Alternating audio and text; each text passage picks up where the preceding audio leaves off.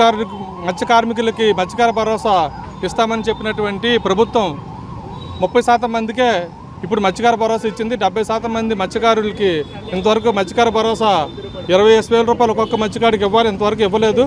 దాదాపుగా విశాఖపట్నంకి సంబంధించి 13,000 మంది మత్స్యకారులు ఉంటే వాళ్ళలోని కేవలం 6,000 మందికి మాత్రమే మత్స్యకార భరోసా వచ్చింది. మిగతా 7,000 మందికి మత్స్యకార భరోసా ఇంతవరకు విడుదల కాలేదు. దానివల్ల ఏంటంటే మత్స్యకారులందరూ కూడా చాలా ఇబ్బందులు పడుతూ అప్పుల పాలైపోయి కనీసం ఇంటి అద్దెకు కూడా కట్టుకోలేని పరిస్థితుల్లో దుర్భరమైన జీవితం గడుపుతున్నారు. మరి మా మత్స్యకారుల నుంచి కూడా ఒక డిమాండ్ వినిపిస్తూ ఉంది. మరి ప్రభుత్వం మత్స్యకార భరోసా ఇవ్వలేనప్పుడు ఏదైతే ఈ బ్యాన్ పీరియడ్ ఉందో దీన్ని కంప్లీట్గా క్లోజ్ చేస్తే బోట్లు ఎప్పటిలాగా వేటకు వెళ్ళిపోతాం అంటున్నారు. ఎందుకంటే రెక్కాడితే కానీ డొక్కాడిన జీవితాలు కాబట్టి ఖచ్చితంగా ప్రభుత్వం ఏదైతే చెప్పిందో ఆ నిర్ణయం ప్రకారం మత్స్యకార భరోసా విడుదల చేయాలి. విడుదల చేస్తే ఆ 20,000 రూపాయలతో నిత్యావసర సరుకులను కొనుక్కొని పిల్లలకు ఫీజులు కట్టుకొని ఇంటి కట్టుకునే పరిస్థితి ఉంటుంది. కానీ ప్రభుత్వం చాలా నిర్దాక్షిణ్యంగా ప్రవర్తిస్తూ ఉంది. మరి ముఖ్యమంత్రి చంద్రబాబు నాయుడు గారు క్షేత్రస్థాయిలో చెప్పిన దానికి ఇక్కడ గ్రౌండ్ లెవెల్లో రియాలిటీకి అసలు ఏమాత్రం కూడా సంబంధం లేదు. ఆయనేమో 130,000 మందికి ఇచ్చేసానని చెప్పేసి 19వ తేదీన ప్రకటన చేశాడు. ఈ రోజు చూస్తే 25వ తేదీ, వారం రోజులు గడిచిపోయినా సరే ఈ బెనిఫిషరీస్ అకౌంట్లో డబ్బులు పడలేదు. అంటే మత్స్యకారులకు ప్రభుత్వం చిన్నచూపు చూస్తున్నట్టుగా కనిపిస్తూ ఉంది. 2024లోని కూటమి ప్రభుత్వము వచ్చిన తర్వాత మత్స్యకార భరోసా ఎవరికి ఇవ్వలేదు కదా, రాష్ట్రం అంతా మత్స్యకార భరోసా ఇవ్వలేదు కాబట్టి ఏ ఇబ్బంది లేదు.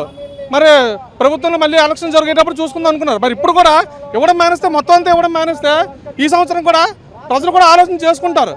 అంత మంచి ప్రభుత్వాన్ని మనం గెలిపించుకున్నాము, రాబోయే ఎన్నికల్లో మనం ఎవరికి ఓటు వేసుకోవాలి, ఏ నాయకుని గెలిపించుకోవాలి, ఎవరిని గద్దెనెక్కించాలి, ఎవరిని గద్దె దించాలని ఆలోచన చేస్తారు.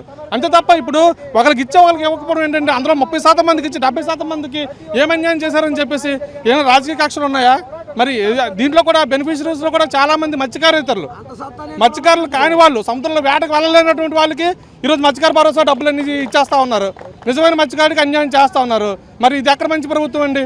ప్రభుత్వాన్ని నిందించడం కాదు, ఇక్కడ గ్రౌండ్ లెవెల్లోని కష్టాలు, మత్స్యకారుల తరగతి కష్టాలు ప్రభుత్వం పట్టించుకోవాలి. ఈరోజు ఇదేమి రాష్ట్ర ప్రభుత్వం ఇచ్చేటువంటి భిక్షం కాదు. ఈరోజు నిర్బంధంగా 2 నెలల పాటు వేట విరామము, మీరు వేటకి వెళ్ళొద్దు అని చెప్పి రాష్ట్ర ప్రభుత్వం, కేంద్ర ప్రభుత్వము జీవో జారీ చేసి మరీ మత్స్యకారులని సముద్రానికి దూరం చేసి జీవనోపాధి కోల్పోయేలా చేశారు. కాబట్టి దానికి పరిహారంగా 2 నెలలకు గాను 20,000 రూపాయలు మత్స్యకార భరోసా ఇస్తున్నారు. మరి అటువంటి పరిస్థితుల్లో ఇంతవరకు కూడా ప్రభుత్వం నిమ్మకి నీరెత్తినట్టుగా ఉంది. గతంలో కూడా ఎప్పుడు కూడా ఇటువంటి పరిస్థితి ఇబ్బంది లేదు. అంటే ప్రభుత్వం దగ్గర డబ్బులు లేకుండా కూడా ఇలా స్కీములు రిలీజ్ చేసేసి మత్స్యకారులని, పేదవాళ్ళని రోడ్డు మీద పడేస్తారా? ఇదేనా మరి గుడ్ గవర్నెన్స్ అంటే? ఇదేనా మంచి ప్రభుత్వం అంటే? మరి ముఖ్యమంత్రి చంద్రబాబు నాయుడు గారు, మరి నారా లోకేష్ గారు, పవన్ కళ్యాణ్ గారు కూడా దీనిపైన ఆలోచన చేయండి.